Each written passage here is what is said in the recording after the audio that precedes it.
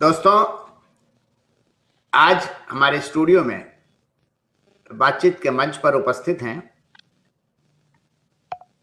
हिंदी की चर्चित कहानीकार रूपा सिंह जी। रूपा सिंह जी, आपका बहुत बहुत स्वागत है हमारे बातचीत के मंच पर। और कि आभार आपसे अरविंद जी। आपसे इतने दिनों से बातचीत हो रही थी, लेकिन आपने अल्टीमेटली टाइम निकाल ही लिया मेरे लिए बातचीत के लिए। अरे तो दोस्तों, मैं रूपा जी के बारे में जितनी जानकारी मेरे पास है मैं आप लोगों को बता दे रहा हूं। और बाकी तो हम इनसे बात करेंगे ही। पहली बात तो ये है कि ये हिंदी साहित्य की युवा कवि, कहानीकार, आलोचक, और इन्होंने स्त्री विमर्श पे बहुत सारा काम किया है। और रूपा जी की एक सबसे बड़ी खासियत यह है कि इन्होंने पहले कविताएं लिखी, उसके बाद कविताएं और आलोचना पर इन्होंने काफी काम किया है। और उसके बाद से आजकल ये कहानियां लिख रही हैं। और इन्होंने अभी सिर्फ 5 कहानियां लिखी हैं, लेकिन उन 5 कहानियों ने ही इनको बहुत ही चर्चित और फेमस कर दिया है। मतलब पहले तो मैं बता दूं कि ये जो है वो इन्होंने काफी पढ़ाई कर रखी है। मतलब एमए किया है, फिर उसके बाद से एमफिल किया है, पीएचडी किया है हिंदी में जेएनयू दिल्ली से, फिर पोस्ट डॉक्टरल में ये यूजी से इनका चयन हुआ है। और उसके बाद से ये डीलिट आगरा विश्वविद्यालय से किया है। एसोसिएटशिप जो है ये थोड़ा मैं जानना चाहूंगा, ये राष्ट्रपति निवास शिमला ये IIAS है, Indian institute of higher studies है शिमला में। तो वहाँ से जो देश के जाने माने स्कॉलर होते हैं उनको बुलाया जाता है। उनका वो कोर्स होते हैं, फेलोशिप के कोर्स होते हैं, एसोसिएट के कोर्स होते हैं। तो फेलो में मेरा चयन हो गया था। वो 3 साल वहाँ रहना पड़ता है। तो मुझे मुझे बहुत सारी जिम्मेवारियां थी, बच्चों की भी और जॉब की भी। और पहाड़ी एरिया शिमला मुझे बहुत ऐसा लगा नहीं कि मैं 3 साल वहाँ अपने दोस्तों के बिना, अपने परिवार के बिना रह पाऊंगी। तो मैंने उसको कन्वर्ट करके एसोसिएटशिप में ज्वाइन कर लिया। उससे होता है कि साल में 1 महीने 2 महीने के लिए आप जाओ, और जो पढ़ाई लिखाई करना है पूरा पूरा कमरा घर सब कुछ आपको मिलता है। बहुत सुंदर, बहुत प्यारी जगह है, और बहुत बहुत सुंदर समृद्ध लाइब्रेरी है वहाँ। तो आप 1 महीने 1.5 महीने 2 महीने रहो, खाओ पियो पढ़ो लिखो घूमो फिरो, सेमिनार करो, लोगों को बुलाओ सुनो और एनरिच हो। तो मैंने ये ज्वाइन किया। इन्होंने 5 पुस्तकें लिखी हैं, आलोचनात्मक पुस्तकें हैं इनकी। खास करके जो है इनका स्त्री विमर्श और कृष्णा सोबती। और इनको राष्ट्रीय तथा एक अंतरराष्ट्रीय सम्मान भी प्राप्त हुआ है कविता और आलोचना के लिए। तो इसके बाद इनकी कविताएं जो हैं वो कई भाषाओं में अनुदित हुई हैं। और जैसे मैंने बताया कि 5 कहानियों से ही इन्होंने धूम मचा रखी है। जैसे एक कहानी से गुलेरी साहब ने जो धूम मचा रखी थी। अरे अरे तो आजकल ये जो है वो राजस्थान विश्वविद्यालय में अलवर में ये एसोसिएट प्रोफेसर है। तो पहली बात तो जो सामने है वो ये है कि आप जो है वो पढ़ाई में आपकी बहुत रुचि है और एकेडमिक आपका बहुत स्ट्रांग है। अब थोड़ा सा ये बताइए कि एकेडमिक स्ट्रांग करने में आपने मतलब ज्यादा समय लगाया, तो फिर कविताएं वगैरह कैसे आपने लिखना शुरू कर दिया? अरविंद जी, मैं शुरू से थोड़ी बहुत अपने बारे में बात करूं तो आपको समझ में आएगा कि जैसे मेरी कहानियों में भी आया, बिहार में जन्म है, पंजाबी परिवेश में पली बड़ी में। तो मेरे पूर्वज पूर्व विभाजन के बाद बिहार में आ गए थे। तो हमारा जो परिवार था वो जड़ से बिछड़े हुए लोगों का परिवार कहा जा सकता है। मतलब हमारे हमारे बड़ों ने बहुत बहुत ज्यादा नहीं, लेकिन मेरी मम्मी लोग भी छोटी थी, उन लोग भी बताती हैं, उन लोगों ने भी बहुत मेहनत से अपने को स्थापित किया। मतलब बहुत बुरा हाल था विभाजन के बाद, जो वहाँ से पंजाबी लोग आए थे उन लोगों का। तो मैं उसी परिवार से थी। तो हम पंजाबियों का जो परिवार बिहार में स्थापित हुआ, वहाँ 2-4 मोहल्ले ही थे ऐसे विस्थापित लोगों के। तो हमारे में ही शादी ब्याह हो जाता था, पढ़ाई लिखाई थोड़ी बहुत जो करनी है, तो उस तरह से था। लेकिन लेकिन मुझे पढ़ने का बहुत शौक था, और मैं पढ़ती गई, इस तरह से पढ़ती गई जैसे और लड़कियां पढ़ती रहती है शादी के इंतजार में। शादी कैरियर है उनका, स्त्रियों का तो। और मैं देखती हूँ कि हम विस्थापितों की बात अगर छोड़ दें, तो वैसे भी स्त्रियों का वही कैरियर है। अभी तक मैं देखती हूँ कि कितनी भी पढ़ाई कर लें, कुछ करें, कैरियर तो विवाह ही है। तो विवाह होने तक मैं पढ़ती रही, और संजोग से मेरी 2 बहनें पहले थी, तो मेरा विवाह थोड़ा, हालाँकि कुड़माई हो गई थी, सगाई हो गई थी, पर पढ़ती रही मैं। और पढ़ते-पढ़ते मुझे लगन थी, और दूसरी बात, जो जब मैं कुछ पढ़ती थी तो मैं उसको गुनने का प्रयास करती थी।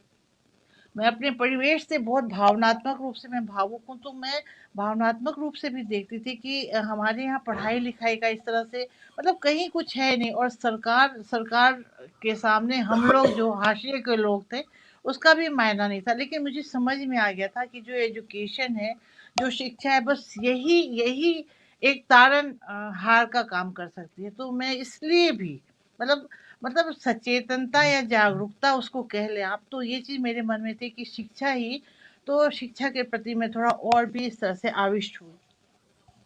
पढ़ने में तेज थी, पढ़ती गई, शादी के लिए विरोध किया घर में कि अभी शादी नहीं करनी है। और मैंने एक किस्सा लिखा है, वो अभी कहीं पब्लिश नहीं हुई है, लेकिन उस कहानी में मैंने पूरा दिया है। तो उसमें उसमें था कि सगाई होने के बाद भी मैंने, और बाई चांस मैंने जीआरएफ दिया, जीआरएफ निकल गया। जेएनयू में एडमिशन के लिए दिया, और जेएनयू में एडमिशन के, लेकिन दिल्ली आऊँ कैसे, उसके लिए थोड़ा सा संघर्ष करना पड़ा। खैर सब हो गया, आ भी गई, सब किया, और यहीं पे फिर मैंने प्रेम विवाह भी किया। और सब कुछ के बावजूद मुझे लगा, प्रेम विवाह करते ही मैं जल्दी ही माँ भी बन गई। तो मैंने देखा कि ये सब जो मैं जंजालों में घिर रही हूँ, बहुत तरह के विरोध विद्रोहों का सामना करना पड़ रहा है। मतलब ससुराल भी उस तरह का नहीं था, मैंने बहुत विद्रोही रंग अख्तियार कर लिया था, और उस तरह से। तो मैंने देखा कि मेरी शिक्षा जो है, कम से कम वो ना रुके। हालांकि लिखने का भी बहुत शौक था मुझे। तो कविताएं लिखनी शुरू की मैंने। कविताएं इसलिए थी कि कविताएं एक छोटे रूप में अपने आप में मुकम्मल विधा है। और मेरे अंदर जितना पीड़ा, संतरास, यातना या खुशियां भी बहुत मिली मुझे जीवन में। तो वो सब एक, मेरे पास समय नहीं होता था, मेरी जिम्मेवारियां ऐसी थी कि समय नहीं होता था। तो उस दौरान मैंने कविताएं लिखनी शुरू की, और कविताएं बहुत अच्छे से लोकप्रिय भी हुई, और बहुत लोग मुझे कवित्री के रूप में ही जानने लगे। लेकिन मैंने देखा कि जहाँ से मैं आई हूँ और जहाँ मुझे जाना है, मैं बहुत बहुत प्लानिंग करने वाली लड़की हूँ। मैं प्लान करती हूँ, मैं आगे का सोच के हमेशा मैंने सोचा। जितनी भी मेरी कुव्वत थी, मैंने अपने अपने जीवन के बारे में मैं सोच के चलती थी। तो मैंने देखा कि मैं बहुत लिखना पढ़ना, बहुत आलोचनात्मक किताब अभी नहीं लिख सकती, बहुत कुछ और कुछ नहीं लिख सकती, लेकिन कविताएं मैं लिख सकती हूँ। और इसके साथ साथ जो मैं काम कर सकती हूँ, वो ये कि मैं शिक्षा अपनी जो भी, वो इसलिए भी कि मैंने देखा कि जहाँ से मैं आई हूँ विस्थापित होके, वहाँ शिक्षा का पूरा अंधकार है। वहाँ वहाँ ऊपर उठने का तो मैंने अपने आप में एक एक एक अपने आप में एक चुनौती के रूप में लिया कि जो संसार का तो मैं नहीं जानती, पर हिंदी साहित्य का मैं उच्चतम डिग्री हासिल करूं। और मुझे अपने पे भरोसा था, मैं पढ़ती लिखती थी। तो जहाँ जहाँ जैसे जैसे मुझे पता चला, वैसे जेएनयू तक तो मैं आ ही गई थी, और जेएनयू के बाद तो बहुत सारे द्वार ऐसे खुल जाते हैं दिमाग के भी। तो कैसे कैसे कैसे स्कॉलरशिप लेना है, और मैं चयनित भी होती गई। एक लगन, एक जुनून जो था मेरा, क्योंकि बच्चों को सुलाने के बाद मैं उतना आलोचनात्मक या और सृजनात्मक लेखन में नहीं जोड़ सकती थी, क्योंकि उसमें मुझे मुझे अभी भी मुझे हृदय का पूरा पूरा जो कोर होता है, पूरा तय होता है, वो देना होता है। तो मुझे लगता था मैं उस तरह के लेखन में ईमानदारी नहीं कर सकती। लेकिन डिग्रियां लेने में तो मैंने कुछ भी समय का सदुपयोग मेरा होता रहे, इस रूप में मैं फिर आगे बढ़ती गई। तो फिर आपने जैसे ये तो वाकई बहुत ही चैलेंजिंग बात है कि जैसे कि आपकी शादी हो गई, आपने फिर आपके बच्चे भी जल्दी हो गए और उसके बाद से फिर आपने अब पढ़ाई भी करती रही। और ये आपने बहुत अच्छी बात बताई कि पढ़ाई जो है वो आपने एक मिशन के तौर पे लिया कि हम हाईएस्ट डिग्री प्राप्त करें। जी। और जरूर। और कविताएं वगैरह जो आपने लिखना शुरू किया, इसके बारे में थोड़ा बताइए। जैसे कविताएं थोड़ा थोड़ा आप पहले लिख रही थी, लेकिन कविताओं को सीरियसली आपने कब से लेना शुरू कर दिया? सीरियसली तो मैंने इस तरह से तो मैंने कुछ सीरियसली नहीं लिया, जीवन को भी नहीं लिया। लेकिन लेकिन जो भी मेरे सामने आता गया और जो भी दिमाग में क्लिक होता गया कि ये करना चाहिए, ये करना चाहिए, मतलब मंजिल के प्रति मैं कभी बहुत सचेत और जागरूक नहीं। मुझे यात्रा इतनी पसंद आती रही कि मैं क्लिक करता गया कि इसके बाद ये करना है मुझे, इसके बाद ये करना है मुझे, इसके बाद ये करना है। लेकिन जहाँ मुझे लगता था कि मैं बहुत गंभीर नहीं हो पाऊंगी, उस काम को मैंने हाथ नहीं लगाया। जैसे कविताएं तो खूब लिखी, लेकिन कविता संग्रह के बारे में मैंने नहीं सोचा, क्योंकि मुझे लगता था कि उस तरह की कविताएं अभी जैसा मैं चाहती हूँ, जैसा मैं कर सकती हूँ, वो उस लायक अभी नहीं है। तो मैंने अपने को रोका वहाँ पे। तो और जहाँ तक कविता लिखने की बात है, तो मैं आपको एक बात बताना चाहूंगी कि हमारे यहाँ जो बड़े बड़े दिग्गज आलोचक भी हुए हैं, जैसे नामवर सिंह जी हुए हैं, राम, आपको आश्चर्य हो गई, आपको पता ही होगा, आप खुद बहुत बड़े स्कॉलर हैं, कि उन लोगों ने भी अपने लेखन की शुरुआत, मतलब लोग करते हैं कविताओं से ही शुरुआत करते हैं, उसके बाद मुझे लगता है ऐसा, उसके बाद वो धीरे धीरे लिखते हुए पता चल जाता है कि आप किस विधा के लायक है, या किस विधा में बहुत आप अपना सब कुछ दे सकते हैं जो आप देना चाहते हैं, अपनी मन आत्मा या पढ़ाई शिक्षा जो भी। तो मुझे लगता है कि कविता कविता सबसे सूक्ष्म कला है, और ललित कलाओं में तो सर्वश्रेष्ठ कला है। लेकिन फिर भी लोग कविताओं से ही शुरुआत करते हैं, वैसे ही मुझसे भी शुरू हो गई होगी कविता। लेकिन लेकिन मुझे अच्छा लगता है, मुझे कवित्री कोई कहे, और इस बारे में भी मैं गंभीरता से सोचूंगी कि और कविताएं लिखूं, और लिखूंगी मैं, अगर अगर मेरा बस अपनी सांसों पे अधिकार नहीं है, बाकी मेरा अपने जीवन पे बहुत अधिकार है, नियंत्रण है, और मुझे मन में है कि मैं कविताएं और लिखूंगी, और बेहतर लिखूंगी। आपने जो ये नासिरा जी पर जो किताब लिखी है, इसके बारे में थोड़ा बताइए कृष्णा कि नासिरा कृष्णा कृष्णा कृष्णा सोब सोबती जी। कृष्णा जी। कृष्णा सोबती जी पर। अच्छा, जी। सॉरी, मैं भूल ही गया था। कोई तो बात नहीं। कृष्णा सोबती पे जो आपने किताब लिखी है, इसके बारे में थोड़ा बताइए आप। स्त्री कृष्णा सोबती विमर्श। जी पे मेरी, हाँ, मैंने किताब अलग से नहीं लिखी, हालांकि वो भी अब मेरे प्रोजेक्ट में है। कृष्णा सोबती जी पे हम्म। मैंने एमफिल किया था और पीएचडी भी किया। मैनेजर पंडित जी मेरे सुपरवाइजर थे। और कृष्णा सोबती बहुत दूर की, बहुत दूर हमारे गांव की, जो पेड़ था हमारा पंजाब का, उसी की थी। और जब बाद में हम मिले तो हम लोग कहीं दूर दूर बात करते हुए कहीं दूर एक रिश्ते के करीब भी पहुंच गए थे। तो कृष्णा सोबती पे इसलिए मैं काम करना चाहती थी क्योंकि वो वही पृष्ठभूमि थी, पंजाब की पृष्ठभूमि थी। और जिंदगी नामा पढ़ा था, और बहुत तरह की चीजें मैंने ऐसे पढ़ी थी, जिसमें पंजाब की भाषा, परिवेश, संस्कृति, और वही दुख, जो जो दुख से हम लोग लौट के आए थे, वो उन्हीं दुखों का वहाँ पे बहुत। और उसके बाद जब मैनेजर पांडे, बहुत मतलब मैं प्रणाम करती हूँ उनको, कि उन्होंने फिर मुझे बताया, क्योंकि मैं तो बहुत एक आम इंसान के रूप में, मैं स्त्री पुरुष क्या होता है, समाज क्या होता है, राजनीति क्या होती है, आप विश्वास नहीं करेंगे, जेएनयू में आने के बाद मैं आदमी का बच्चा बनी। मतलब कुछ जैसे एक रट्टू मल होता है, और बिहार के एजुकेशन के बारे में आपको पता ही है कि रट्टू मल और इस तरह से, हालांकि हालांकि मेधा देती है बिहार की भूमि, बहुत आपको मेधावी बनाती है। तो जेएनयू में आके मुझे मेरी जो, अगर जो भी कथित मेधा रही होगी, या थर्ड विजन जिसको आप कहते हैं, थर्ड आई, वो ओपन हुआ। और फिर मैंने दूसरी तरह से चीज़ों को लेना, फिर मैंने देखने समझने की कोशिश की, जिसमें मेरे गुरुजनों का, जेएनयू के गुरुजनों का, साथियों का बहुत सहयोग रहा, कि कैसी स्त्री को स्त्री पुरुष है, कैसे समाज की बनावट है, पितृसत्तात्मक समाज क्या है, और क्या हो रहा है स्त्रियों के साथ। और जो तमाम लेखिकाएं हैं लिख रही है, वो अलग सा कुछ भी नहीं है, वो वही है, मतलब एक संचालित हो रही है, उसी मनोवृत्ति से संचालित हो रही है, जिस मनोवृत्ति से जो ये सत्ता है वो उस तरह से संचालित करना चाहती है। तो ऐसे में मुझे कृष्णा सोबती को जब मैंने पढ़ा तो मुझे अलग लगा। इसलिए भी अलग लगा कि मैं जानती हूँ, मैं अपने अनुभव से जानती हूँ कि पंजाब की जो स्त्रियां होती हैं, बहुत बहुत संघर्ष से, वो थोड़ा जीवट और जिजीविषय से भरी होती है, बहुत संघर्ष सहना पड़ा है वैसे भी उनको।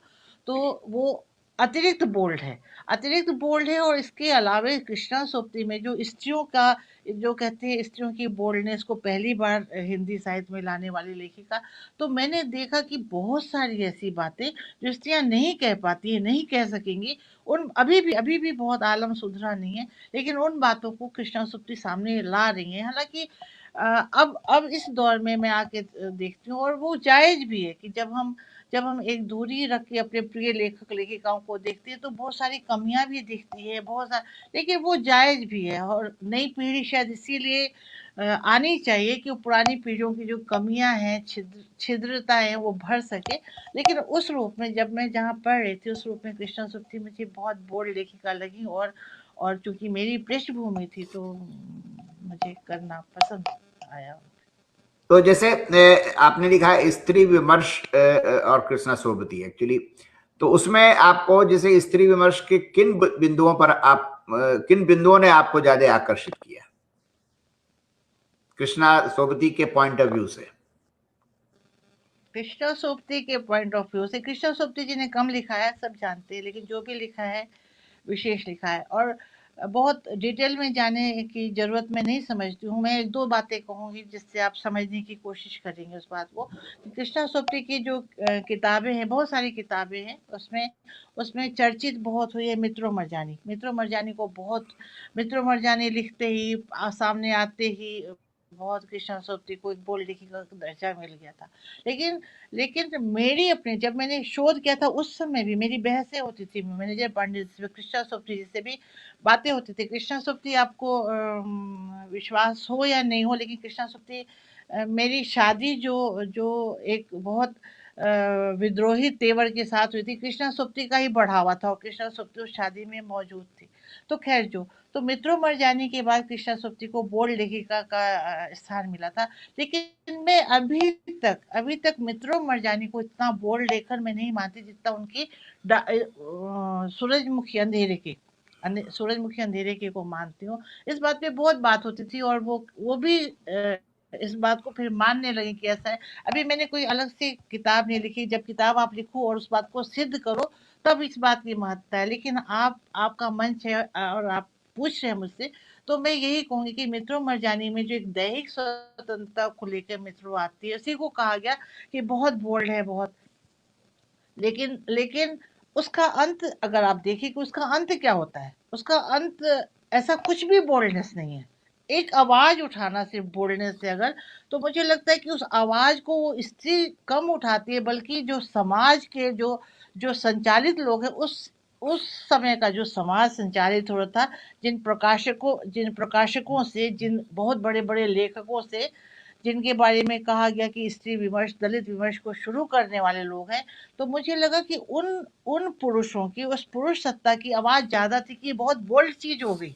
स्त्री यहाँ पे अपनी देह की मांग कर रही है, अपनी देह की पूर्ति की मांग कर रही है। लेकिन ये बहुत, मुझे लगता है कि स्त्री की स्वतंत्रता सिर्फ देह की पूर्ति की मांग ही तक नहीं है, इसीलिए सिर्फ उसको बोल्ड लेखन या बोल्ड लेखक नहीं माना जा सकता। इसके कंपैरेटिवली मुझे लगता है जो सूरजमुखी अंधेरे के, उनका आपने पढ़ा होगा शायद, कि उसमें उसमें एक स्त्री, उसमें बहुत जेन्युइन प्रॉब्लम है कि एक स्त्री है, छोटी बच्ची है, उसका उसका बलात्कार हो जाता है।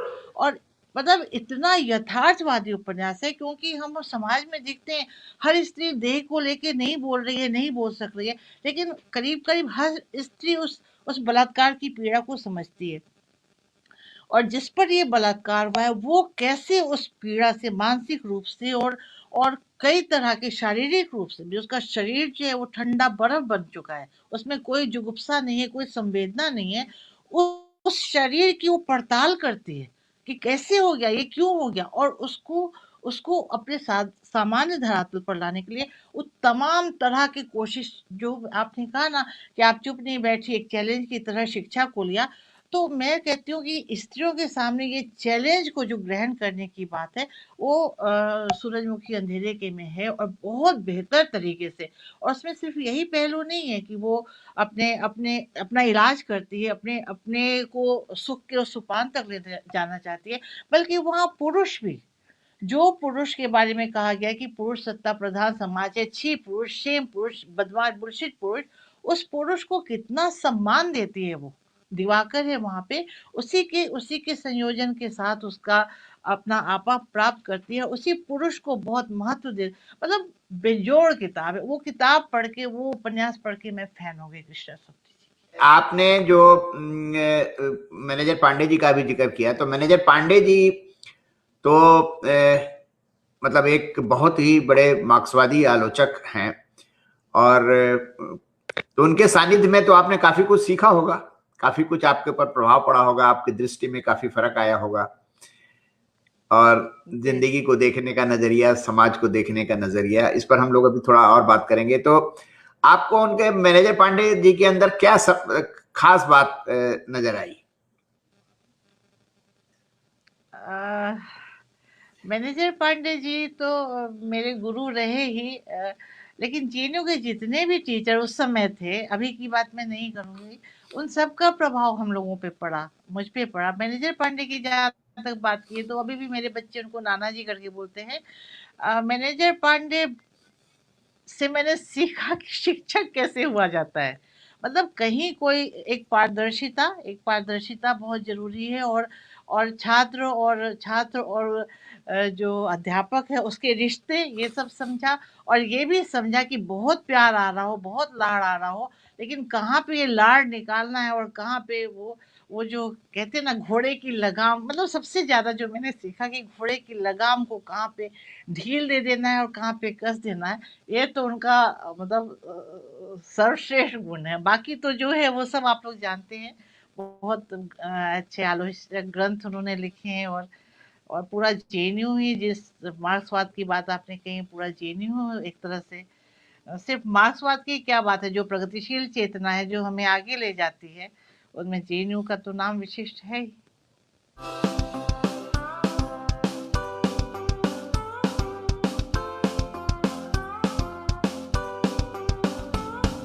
तो मैनेजर पांडे जी से आपने ये नहीं सीखा कि व्याख्यान घंटों कैसे दिया जा सकता है? वो तो हम लोगों का खुद का रोजी रोटी है। हम लोग खुद मतलब अध्यापक होने के नाते वो तो आ ही जाता है, वो स्टूडेंट सिखा देते हैं। लेकिन वो बहुत जरूरी है कि सामने वाला भी उस तरह से ग्रहण ले, नहीं तो आप बहुत देर कितना बोलेंगे। तो जब मैं जेएनयू में भी पढ़ाया है मैंने, और पोस्ट डॉक्टरेट करते समय दिल्ली यूनिवर्सिटी में भी पढ़ाया है, और अलवर में भी पढ़ाती हूँ, बहुत जगह शिमला में भी पढ़ाया है।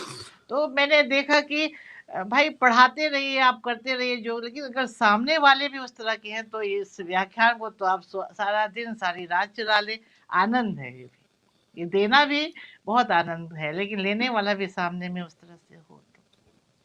अच्छा, आपने आलोचना की कुछ और किताबें लिखी हैं, थोड़ा उनका जिक्र करिए कि आलोचना की आपने मतलब किस तरह की किताबें लिखी हैं और किन किन विषयों पर लिखी हैं आपने? ये ज्यादा इसमें और स्त्री विमर्श पर ही है, जो हाशिए के लोगों, दलित विमर्श में दलितों की आत्मकथा पर लिखी थी मैंने, कि जो कुछ दलित लेखकों की आत्मकथा पे लिखा था। वो भी एक किताब है। और स्त्री विमर्श पे भी, स्वतंत्रता के पूर्व, स्वतंत्रता के पश्चात, जो स्त्री स्वतंत्रता का जो आंदोलन था पूरा राजनीतिक, तो मुझे हमेशा लगता रहा कि जो स्त्री अस्मिता कहते हैं, या स्त्री अस्तित्व है, क्योंकि एक पंजाबी पृष्ठभूमि से होने के कारण, और भी तरह की स्त्री समाज से होने के कारण, मैंने देखा कि अस्मिता तो बहुत बाद की बात है, स्त्री के अस्तित्व को ही बहुत खतरा है। अभी भी आप देखते होंगे कि कन्या भ्रूण हत्या वगैरह कितने ज्यादा आंकड़े हैं अभी। तो स्त्री का अस्तित्व ही खतरे में है। और पंजाब का तो पूरा एक इतिहास है कि बेदी परिवार को जब लॉर्ड ने देखा था, कर्नल लॉर्ड ने, तो जमीन के नीचे कितने स्त्री कंकाल निकले थे। तो अभी भी हम देखते हैं कई प्रदेशों में है कि स्त्री को मार दिया जाता है। अब आंकड़े भी इधर उधर हो गए, दूसरे प्रदेशों से स्त्रियों को लाके शादी ब्याह हो रहा है, ये सब। तो सबसे पहले तो स्त्री का अस्तित्व ही खतरे में। अगर स्त्री का अस्तित्व बचता है तो फिर मुक्ति उसकी खतरे में। मुक्ति इन द सेंस की, जो जो सामाजिक बाध्यता है, जो आकर्षण है स्त्री पुरुष का, वो तो है, नैसर्गिक आकर्षण है, और सृष्टि का चक्र भी है, इसके लिए भी आकर्षण जरूरी है। लेकिन जो प्राकृतिक है वो बहुत दूर चलने वाला नहीं है। फूल खिलते हैं, मुरझा के गिरते भी है, लेकिन स्त्री पुरुष के संबंधों में तो फिर बीच में नन्हे नन्हे फूल भी आ जाते हैं, उनके परिचालन संचालन की बात। तो अस्तित्व के बाद जो मुक्ति की बात होती है, जो जो जैसे मैं हमेशा कहती हूँ कि हमें हमें संबंधों से मुक्ति नहीं चाहिए, हमें संबंधों में मुक्ति चाहिए। मतलब बराबर इक्वलिटी हो, समानता हो, बंधुत्व तो हो, कुछ तो हो, एक एक मनुष्य समझे जाने का अधिकार तो हो, मनुष्य समझा जाए। लेकिन इतना दमन, इतना शोषण, इतना उत्पीड़न है कि मैं बता नहीं सकती। तो ये सब देख के फिर अस्मिता पे बात आती है कि अस्मिता अस्मिता विवेक है, जागरूकता है, आत्म संपन्नता है। तो इन सब के चीज अस्मिता के बाद अस्तित्व और मुक्ति और अस्मिता अस्मिता जो आत्म संपन्नता से आती है, बहुत शिक्षा से, विवेक से, जागरूकता से। उसके बाद जैसे हम देखते हैं कि आधुनिक युग के बाद उत्तर आधुनिक, तो विमर्शों की एक दुनिया, विमर्शों का एक अध्याय शुरू हो जाता है। तो ये विमर्श जो है उसको अगर हम गौर से देखते हैं, पढ़ते हैं, महसूस करते हैं, तो हम देखते हैं कि जो स्त्री के ही नहीं, पुरुष के भी जो हालात है, वो आपस के जो संबंध है, समाज के साथ जो उसका संबंध है, या खुद के साथ जो उसका संबंध है, वो सब में बहुत बहुत गहराई से राजनीतिक तत्व है। ये राजनीति को समझना बहुत जरूरी है। जब हम विमर्श शब्द पे आते हैं और विमर्श को देखते हैं, तो हम इस बात को महसूस करते हैं कि इसमें बहुत तगड़ी राजनीति है। और फिर बाद में तो बहुत विदेशियों को, ल्योतार को और फूको वगैरह को पढ़ने के बाद हम महसूस भी करते हैं, जानते भी हैं कि कैसे राजनीति खेल करती है, और जो ज्ञान है वो सत्ता ही निर्माण करती है। कैसा ज्ञान का रोपण करना है, और कैसे कैसे कैसे संवैधानिक जो संस्थाएं हैं, उससे कैसे उसको परिचालित करना है। ये सब बहुत तगड़ा खेल है। तो विमर्श में ये सब हमें, तो इन सब चीज़ों का मैंने कोशिश की कि मैं जानूं, समझूं, लिखूं। और अभी अभी आप दुआएं दीजिए कि मुझे भी बहुत लिखना है इन चीज़ों पे। बोल के क्या होगा, लिखना है, अभी बहुत लिखना है। अच्छा, ये बताइए कि अभी मुख्य विषय पर आने से पहले एक सवाल ये है कि कहानियों की तरफ कहानी लेखन के बारे में आपके मतलब दिमाग में कब आया और क्यों आया कि कहानी मुझे लिखनी चाहिए? ये सबसे इंटरेस्टिंग है, मैं बताती हूँ। इसके लिए ये है कि मेरा मेरा परिचय राजेंद्र यादव जी से हुआ। और मैं दुर्भाग्य है ये कि अंतिम समय में करीब करीब 4-6 महीने बाकी थे उनके जाने में, तो मेरा मेरा परिचय उनसे हुआ। और हम लोगों का एक अब दिल्ली में मशहूर है गैंग, पर ग्रुप मान लीजिए कि ऐसा ग्रुप था कि राजेंद्र यादव से बहुत करीबी लोगों से मेरा जान पहचान हुआ, और 1-2 बार मिली मैं उनसे। तो उन्होंने पूछा क्या लिखती हो, और कृष्णा सोबती की जो मेरी किताब थी वो बहुत प्रसिद्ध हुई थी उन दिनों, और कविता कविता के रूप में भी कई आईएएस दोस्त थे मेरे, और कई लोग ऐसे थे जो केदारनाथ सिंह बहुत मानते थे मुझे, मेरी कविताओं की का बहुत अनुवाद हुआ था और पुरस्कार हुआ। तो राजेंद्र यादव जानते थे मुझे। लेकिन उन्होंने कहा कि मुझे तेरे को देखते ही लगता है कि तू कहानी क्यों नहीं लिखती। तो मैं हंसने लगी कि नहीं लिखूंगी कभी ऐसे तो बोले नहीं, तू लिख, कोशिश कर। ऐसे ही वो बहुत अपनेपन से। मैंने कहा ठीक है, मैं कोशिश। फिर उसके बाद एक बार मैं मिली तो उन्होंने कहा तूने कहानी लिखने की कोशिश की। मैंने कहा आज से पक्का, आज रात में मैं कोशिश करूंगी। तो सच में मैं रात में गई और मैंने ऐसे एक ड्राफ्ट तैयार किया, और वो पढ़ के मैं खुद, मुझे बड़ा बड़ा मैंने लगा कि हाँ, कहानी और ये मुकम्मल सी कोई चीज़ है। तो जब फिर एक बार अजीत राय की यहाँ रात में पार्टी थी और मैं भी थी उसमें, और उन्होंने कहा कि कहानी लिखी तूने? तो मैंने कहा हाँ, मैंने लिखी, एक ड्राफ्ट तैयार किया। तो बोले कि तू ऑफिस वहाँ आ जाना, दफ्तर आ जाना, मुझे दिखाना। बहुत उत्सुक थे वो उस कहानी को पढ़ने के लिए, और कह रहे थे अब जैसे भी होगी, मुझे पता नहीं क्यों विश्वास है, मैं उसको हंस में छापूंगा। मैंने कहा ठीक है। तो मैंने सोचा कि जाऊंगी मैं अगले हफ्ते तक। लेकिन कुल 2-3 दिन के बाद सवेरे मुझे खबर आई कि ऐसे ऐसे हादसा है, और ये दुखद बात कि राजेंद्र यादव नहीं रहे। तो वो कहानी फिर पड़ी रहेगी ऐसे। फिर एक बार प्रेम भारद्वाज मेरे बहुत अच्छे दोस्त थे, पूरा उनका परिवार। तो मैंने उनसे कहा, बाकी में आ गए थे वो उन दिनों, तो मैंने उनसे कहा कि मैंने एक ऐसे राजेंद्र यादव जी के कहने पे लिखी है कहानी, तुम देख के बता दो वो कहानी है भी या नहीं। उसने कहा ठीक है, मुझे दे देना। तो मैं एक बार कहीं फंक्शन में गई, पर्स में वो कहानी लेती गई, और प्रेम भारद्वाज मिले, क्योंकि हम लोग सब ऐसे मिलते जुलते रहते थे, तो उन्होंने पॉकेट में डाल लिया। फिर रात में मैंने फ़ोन करके बोला कि तुम सिर्फ़ ये बता दो कि कहानी है भी या नहीं। तो उसने कहा कि मैंने उम्दा कहानी मैं आते ही पढ़ा, रास्ते में पढ़ा और ये पाखी के लिए मैं रख रहा हूँ। मैंने कहा पागल नहीं, मतलब ऐसे हम लोग दोस्तों की तरह जैसे बोलते हैं, मैं वैसे भी बहुत अजीब तरह से बात करती हूँ। तो मैंने कहा पागल वागल नहीं बनो, ये हंस में देनी है मुझे। उसने कहा नहीं मैं इसे पाखी के लिए ले रहा हूँ। तो उसने कहा कि कुछ, मैंने कहा कुछ चेंजेस करोगे? तो बोला नहीं कोई चेंज करने की जरूरत नहीं है और ये बहुत शानदार कहानी है। और उसने अपनेपन से कहा कि मुझे तो शक है कि तो खैर वो पाखी में छपी और उसकी बहुत चर्चा हुई। मतलब एक बार हम लोग नामवर जी के घर गए थे, कुछ कार्यक्रम के लिए उनको लेने जाना था। तो उन्होंने कहा, बहुत पीठ ठोका मेरा और कहा कि तू इसका मतलब, मैं इस बात को किसी को नहीं बोलती, बस एक दो दोस्तों को बताया था उस दौरान। उन्होंने कहा ये बात कि उन्होंने तब ये बात कहा था कि चंद्रधर शर्मा गुलेरी ने ज्यादा नहीं लिखा, 3 ही कहानियां लिखी और तू एक इसी कहानी से अमर हो जाने वाली है, तू और लिख, और नहीं भी लिखे तो कोई बात नहीं, ये कहानी तेरी। तो मैं हंसने लगी कि ऐसे कह रहे बाबू जी, चलो। तो प्रेम भारद्वाज थे उस समय और एक दो लोग थे। तो बाद में मैंने सुना उस कहानी की चर्चा लोगों ने की और मेरे बहुत गहरे दोस्त। हेलो। हाँ, सुन रहा हूँ। हाँ, ऋषिकेश सुलभ जी ने मुझे फ़ोन करके बोला कि अद्भुत कहानी है वो, बहुत इस तरह से सुनने में तो आया था। उसके बाद मेरी दोस्त है गीताश्री, उसने मुझे बहुत हालाँकि अभी हम लोग थोड़ा-सा दूरी है, लॉकडाउन की वज़ह से मिल नहीं पाते, लेकिन उसने मुझे बहुत चढ़ाया और डाँट-डाँट के कि तू लिखना क्यों नहीं शुरू करती, तू लिख। मतलब मैं कभी नहीं भूलूँगी कि ऐसे कुछ दोस्त मेरे साथ रहे कि उनकी डाँट में भी शायद मेरा भला ही छुपा रहता था। तो उसके उसके उसके बाद फिर मेरा रुक गया क्योंकि मेरे बच्चे इंजीनियरिंग और डॉक्टरी की तैयारी कर रहे थे और मेरा पूरा वक़्त, मतलब ये भी मेरी रचना रचना है कि मैंने पूरी मेहनत की इनके साथ और छोड़ दिया लिखना। लेकिन जब जैसे ही इन्होंने अपना कोर्स जॉइन किया, एमबीबीएस में एडमिशन मिल गया, आईआईटी में मिल गया, बस उस मैंने आईआईटी में मिलने के 10 दिन बाद में वापस चेन्नई से और लिखना शुरू किया और जैसे ही कहानी लिखी, हंस में दी मैंने, क्योंकि रचना यादव को भी पता था कि हंस के लिए एक वादा है।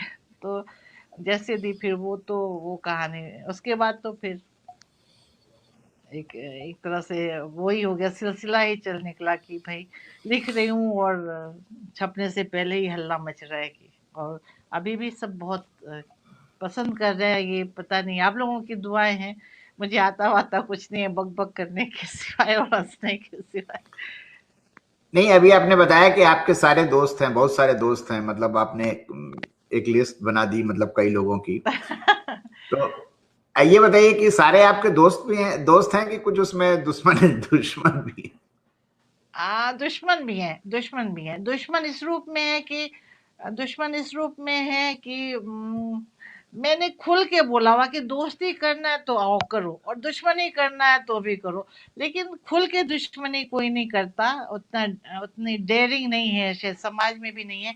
लेकिन कुछ हरकतें ऐसी करते हैं कि पीछे पीछे कुछ बोल दिया या कुछ, तो मुझे बुरा लगता है। और सामने में जो भी प्रॉब्लम है, संदेह है, कुछ है, तो समाज में शायद अभी इतना ज़्यादा मुझे लगता है, सबसे ज़्यादा जो कमी है, एक तो आप जानते ही है, आत्मसम्मान की भी कमी है इस समाज में भी, और साहस की भी कमी है। साहस होना चाहिए। जब और चीज़ों में साहस है तो दोस्ती निभाने का भी साहस हो और दुश्मनी निभाने का भी साहस हो, तो वो मुझे पसंद है। अच्छा, ये बताइए कि जैसे आपने काफी पढ़ा हुआ है और निरंतर पढ़ रही हैं आप, साहित्य भी आपने पढ़ा है और आप साहित्य रच भी रही हैं। आज का जो समय है और आज के जो समय की चुनौतियां हैं, पहली बात तो ये है कि चुनौतियां हैं, ये आप महसूस कर रही हैं ना कि बहुत सारी चुनौतियां हैं आज समाज के सामने आए, जी, ऑफ कोर्स, जी। नई नई चुनौतियां आगे खड़ी हो गई हैं। बिल्कुल, तो, बिल्कुल, बिल्कुल। तो उस हिसाब से जो साहित्य रचा जा रहा है आज के समय में, जी। क्या वो उन चुनौतियों का सामना करने की स्थिति में है या और कुछ है उसमें? जो जो चुनौतियां हैं उनका सामना करने के लिए मुझे नहीं लगता है कि जो आज का लेखक है वो इतना समर्थ है। कई लोग कहते हैं कि निराला के बाद और जो दिनकर निराला ये सब जो महादेवी वगैरह के बाद कोई पीढ़ी ऐसी आई ही नहीं कि जिनका नाम लेके हिंदी साहित्य में स्टैंड किया जा सके कि ऐसे लेखक है ऐसा। हालांकि मैं इस बात को नहीं मानती, वो तो समय सबका हिसाब करता है और समय बताता है कि कौन लेखक कैसे किस तरह से। लेकिन जो अभी चुनौती आई है वो बहुत तरह की ऐसी अभी अभी हम देख रहे हैं, जैसे कि कोरोना को लेके ही बहुत बड़े जीवन मरण का एकदम हमें हमारे जो लेखक लिख रहे हैं वो क्या लेखन कर रहे हैं। पुरुष जो लिख रहे हैं वो क्या लेखक मतलब ठीक है, कहीं पे स्त्रियों के बारे में लिख रहे हैं, वो आपसी संबंधों के बारे में लिख रहे हैं, वो पीड़ित स्त्री, शोषित स्त्री, कातर होती हुई और मुक्तिदाता के रूप में बहुत मतलब खिलते हुए वैसी वैसी रचनाएं कर रहे हैं। और ज्यादा से ज्यादा जो लिख रहे हैं वो जो समय की करवट है उसका सिर्फ चित्रण कर रहे हैं, वर्णन कर रहे हैं। क्या संभावना हो सकती है, कहाँ तक ये विस्फोट जा सकता है, उसके क्या क्या असर हो सकते हैं, इसके बारे में कहीं कोई आवाज। एक तो आपको पता ही आवाज कुचली जाती है, सत्ता कभी नहीं चाहता है कि ऐसे बगावती तेवर, और सत्ता साहित्य से इसीलिए डरता है क्योंकि साहित्यकार ही ऐसे बगावती तेवर के साथ सामने खड़ा हो सकता है। लेकिन आप देख रहे हैं, आपको खुद एहसास होगा कि कैसे कुचला जा रहा है। आप सोशल मीडिया पे भी बहुत अच्छे से बहुत तेज आवाज में नहीं बात कर सकते, और बहुत तरह की, जैसे कोरोना को अलग भी छोड़ दे तो सांप्रदायिक ध्रुवीकरण जैसे हो रहा है। भाई कुछ भी बोलो, हम लोग घुमा फिरा के बात कर सकते हैं सामने इतना, जबकि लेखक समुदाय से ये अपेक्षा होती है कि वो तन जाए, खड़ा होके बात करे। लेकिन ऐसा मुझे नहीं दिख रहा है। सांप्रदायिक ध्रुवीकरण है, चाहे अभी किसानों की समस्या है, कौन लोग लिख रहे हैं, कहाँ लिखा जा रहा है। कोरोना पे कितने लोग लिख रहे हैं। कोरोना को लेके लोग कहते हैं कि हाँ महामारी है, ठीक है, बहुत बहुत कुछ हमने खोया है, लेकिन कोरोना के पीछे जो इकोनॉमिक सिस्टम की जो धांधली और घोटाले हुए हैं उसके बारे में कुछ लिखा जा रहा है क्या। किसानों के बारे में, पूरा किसानों के बारे में भी निर्णय कौन ले रहा है, ब्यूरोक्रेट ले रहे हैं। ब्यूरोक्रेट, कोई भी ब्यूरोक्रेट, आप बताइए कितने विषय के कितने विशेषज्ञ हैं।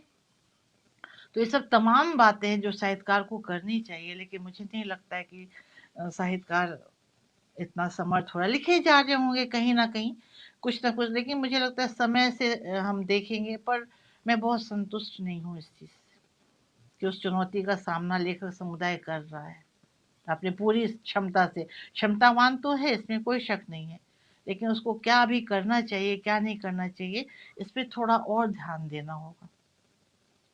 हाँ, ये आपने सही कहा कि आज की कहानियों के, आज की रचनाओं में भाषा सुधरी है, शिल्प सुधरा है, जी बिंब सुधरा है, और मतलब जी कन्वे करने का तरीका सुधरा है, काफी इम्प्रूव हुआ है। जी मैंने कहानियों के कंटेंट पे अगर हम बात ना करें, उनके पूरे बाकी चीजों पे बात करें तो काफी उन्नत हुआ है, लेकिन जो मुख्य समस्याएं हैं वो कम दिखाई जी पड़ रही हैं, खास जी करके हिंदी बेल्ट में तो बहुत कम दिखाई पड़ रही जी हैं। जी। और इसलिए, हाँ माफ कीजिएगा मैं बीच में बोल रही हूँ कि हाँ, हिंदी नहीं साहित्य नहीं, में हाँ कम, अंग्रेजी वाले फिर भी मतलब जो एक्शन बेस्ड होता है साहित्य, जो देखिए ग्रामशी ने कहा कि दो तरह के बुद्धिजीवी होते हैं, है ना। एक एक होता है अवयविक और एक होता है पेशेवर। तो हम मतलब इंग्लिश में आप देखिए कि वो फिर भी एक्टिव है, एक्शन लेते हैं, फील्ड में जाते हैं। कन्नड़ में देखिए एक लेखक की हत्या हुई तो कितना हंगामा हो गया। और हिंदी साहित्य में मतलब मुझे लगता है, मुझे माफ कीजिएगा ये बोलने से क्योंकि मैं खुद उस समुदाय का एक अंग हूँ, लेकिन ग्रामशी ने ठीक कहा कि हम सभी एक तरह से पेशेवर लेखक हो गए। एयर कंडीशन रूम है, अच्छे पैसे हैं, खा पी रहे अघाए हुए लोग हैं। मतलब जो जो कर्म भूमि में उतर के लिखना चाहिए उससे हमें थोड़ा, हम परहेज कर रहे हैं।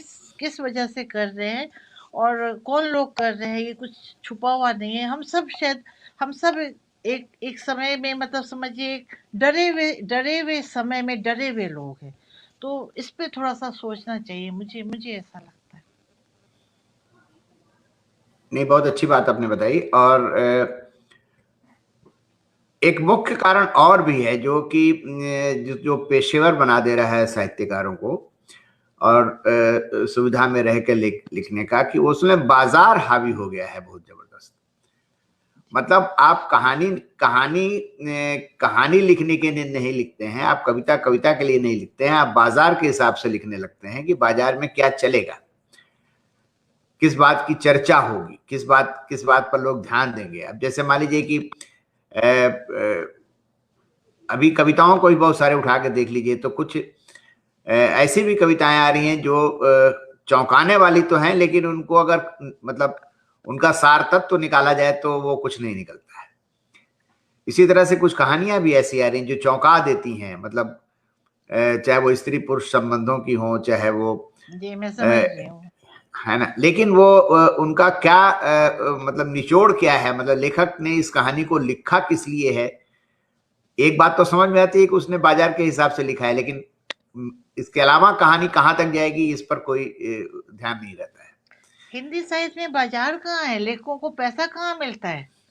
मतलब मुझे लगता है कि बाजार की डिमांड तो है ना। नहीं नहीं, मुझे लगता है कि वो वहां तक भी नहीं पहुंचते होंगे। बाजार की रणनीति के वो तो बहुत छोटे खिलौने हैं वो, हाँ सुन रहे हैं। तो मुझे नहीं लगता है कि इतने इतनी ऊंची पहुंच भी हिंदी फिलहाल जो नए लोग, पुराने लोगों को मैं नहीं बोलूंगी, प्रणाम करती हूँ, लेकिन जो नए लेखक है वो बाजार की उस रणनीति को पहचान भी पा रहे हैं।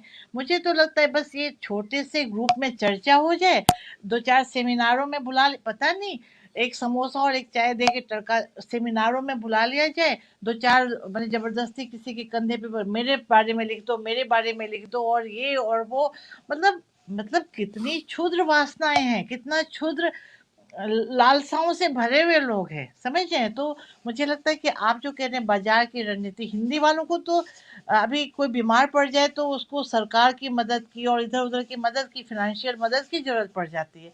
तो बाजार तो बहुत बहुत तगड़ा शिकंजे वाला है, हिंदी लेखकों को कहाँ बाजार से कोई उस तरह से, तो मुझे लगता है समझ रहे होंगे आप बात। तो बहुत क्षुद्र लालसाएं हैं और बहुत क्षुद्र लालसाओं से क्षुद्र लेखन ही तो होगा, क्या सार्थकता मिल सकती है उससे, है ना? नहीं, ये बात तो बिल्कुल सही कह रही हैं आप कि बाजार हालांकि वो दे नहीं रहा है, लेकिन हमारे अंदर लालसा तो है कि बाजार से हमें कुछ मिल जाए। लेकिन लालसाओं से क्या होता है, वो अलग तिकड़म है, वो अलग तिकड़म है। और जो तिकड़मी लोग हैं, मैंने पहले ही एक शब्द कहा था, आपको माफ कीजिएगा, कि ग्रुप और गैंग। तो मुझे बोलने में थोड़ा सा परहेज है, क्योंकि मैं जानती हूँ कि शब्द की महत्ता होती है, शब्द अपने आप में बहुत वजन रखते हैं और उनका ऑरा होता है, इसलिए मैं इस तरह के शब्दों का के प्रयोग से भी थोड़ा सा अपने को दूर, लेकिन लेकिन हिंदी साहित्य में बाजार जो है वो म, बहुत कम है। एक तिकड़म और छोटे गैंग, छोटे छोटे गैंग बने हुए हैं, वो तिकड़म से ये सम्मान मिल जाए, वो सम्मान मिल जाए, ये हो जाए, उसी में बहुत बड़ी तुष्टि है, बहुत बड़े साहित्यकार बन गए, और यही यही सब है। और मुझे पता है कि एक समय आएगा कि वो समय कौन साहित्य क्या है, कैसा, किस तरह से वो सब सिद्ध हो जाएगा। तो मैं इस बारे में और ज्यादा नहीं बोलूंगी। चलिए अपनी एक दो कविताएं सुना दीजिए जो आपको याद हो। याद तो नहीं है, मैं पढ़ के सुना देती हूँ, दो छोटी छोटी कविताएं सुना देती हूँ हाँ, आपको। पढ़ के सुना दीजिए। हाँ हाँ। जी जी, अभी नई कुछ नहीं लिखी है, पुरानी ही सुना देती हूँ, लेकिन जब नहीं लिखूंगी तो आपसे फिर एक वक्त लूंगी कि आप मुझे टाइम दे। नहीं, धूप मैं है, धूप। आपने आपने देखा होगा मैं एक सीरीज भी चलाने वाला हूँ जिसमें काव्य गोष्ठी और कहानी गोष्ठी भी शुरू करने वाला हूँ जल्दी ही। अच्छा, तो मुझे अंतिम में मौका दीजिएगा ताकि मैं कुछ कविताएं अच्छी लिख लूं बीच बीच। हाँ, लेकिन हाँ, वही शर्त मैं रखने वाला हूँ कि अपनी ताजा रचनाएं, ताजा कहानियां या लेकर के उपस्थित। ठीक है। एक कविता है धूप, अभी इसका अनुवाद हुआ है इंटरनेशनल किसी मैगजीन के लिए, पुरानी कविता है, जीनू के टाइम की है। धूप धधकती कौन थी खिलखिलाती, धूप धधकती कौन थी खिलखिलाती, अंधेरों को चीरती रोशन करती। धूप धधकती कौन थी खिलखिलाती, अंधेरों को चीरती रोशन करती। मेरी उम्र भी एक धूप थी, मेरी उम्र भी एक धूप थी, अपनी ठंडी हड्डियों को सेका करते थे जिसमें तुम। मेरी आत्मा अब भी एक धूप, मेरी आत्मा अब भी एक धूप, अपनी बूढ़ी हड्डियों को गरमाती हूँ जिसमें, यह धूप उतार दूंगी अपने बच्चों के सीने में, यह धूप उतार दूंगी अपने बच्चों के सीने में, ताकि ठंडी हड्डियों वाली नस्ल इस जहां से ही खत्म हो जाए। क्या बात है, क्या बात है, क्या बात है! ये तो बहुत गहरी कविता आप शुक्रिया, शुक्रिया। बहुत पसंद की गई है ये। अभी कहीं चयन ये हुआ है वाकई इसका बहुत भी। अच्छी। अभी जो नामकरण पे जो चला, तो उस पे एक छोटी सी कविता सुना के मैं अब खत्म करूंगी। सबके अंदर था बाकी बचा, थोड़ा थोड़ा आदमी थोड़ा थोड़ा जानवर। सबके अंदर था बाकी बचा, थोड़ा थोड़ा आदमी थोड़ा थोड़ा जानवर। औरत के पास था टर्राने वाला तोता, औरत के पास था टर्राने वाला तोता, मर्द के पास था लपलपाता भेड़िया। इनको दोबारा पढ़िए। हाँ, अच्छा। औरत के पास था टर्राने वाला तोता, मर्द के पास था लपलपाता भेड़िया। बंदर की गोद में खेलता था इंसान का बच्चा, गिलहरी कैसे तो टुक टुक कुतरती थी रोटियां। 16 साल की लड़की कुलांची भरती थी हिरनी की तरह, 18 साल का लड़का मदमत गज की भांति लिथड़ता था। 16 साल की लड़की कुलांची भरती थी हिरनी की तरह, 18 साल का लड़का मदमत गज की भांति लिथड़ता था। सारी जनता डफर थी, सारी जनता डफर थी, और सारे रजवाड़े थे मांसाहारी शेर। अभी भी बहुत सारे जानवर थे जिनकी आइडेंटिटी पर नहीं लगा था कोई ठप्पा। अभी भी बहुत सारे जानवर थे जिनकी आइडेंटिटी पर नहीं लगा था कोई ठप्पा। अभी भी बहुत सारे मनुष्य थे जो उन बगैर ठप्पों वाले जानवरों में तब्दील हो गए थे। बहुत अच्छी कविता जी, है ये, बहुत बहुत जी, अच्छी कविता है ये। जी, शुक्रिया।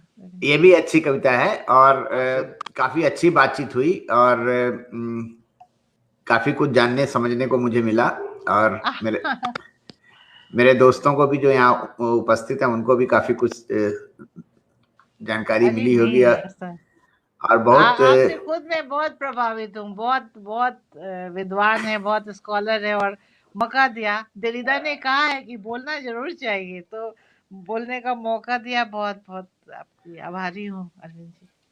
आपका बहुत बहुत धन्यवाद और नमस्कार।